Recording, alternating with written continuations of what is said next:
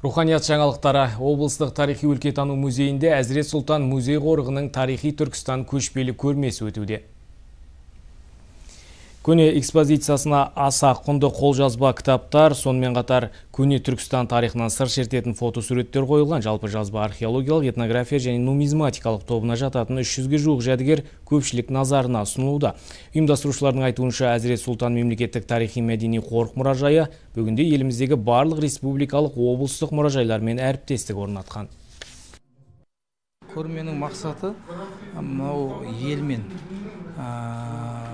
халықпен қарым-қатынас орнату, әріптестік байланысты нығайту, осы салада жүрген қызметкерлер арасында, яғни тәжірибемен бөлісу, озық үлгілері болса, сол үлгілерін үйрену. Біздер өзіміздің қордағы сүбелі деген жәдігерлеріміз алып келіп отырмыз.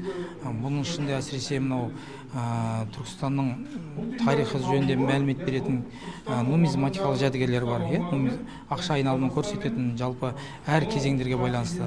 Кесененің өзінің тарихына қатысты дүниелер бар, жәдігерлер. Әмір Темір заманына қатысты жәдігерлер бар. Мұның барлығы біздің тарихымыздан сыр шертіп, мынау жалпы өткенімізді саралап, сараптап, біздің бойымызда мынау болашаққа деген ұмтылыс ықыласымызды күшейтеді. Бұндай көрмелер жалпы өңірлерде өтіп тұрады. Біз бұған дейін Шығыс Қазақстан облысында болдық. Жаңадан ашылған Абай облысына бардық осы көрмелерімізбен.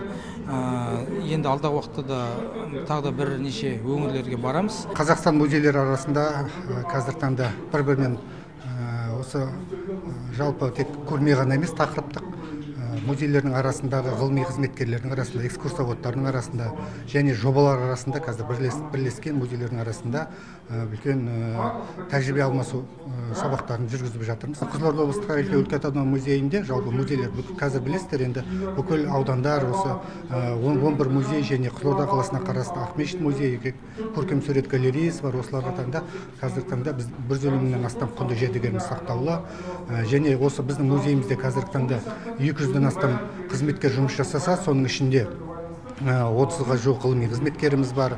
Оның ішінде магистранттар дайындап жатырмыз. Сонымен бірге қазір енді бір қызметкеріміз осындай PhD докторын қорғағалы жатыр.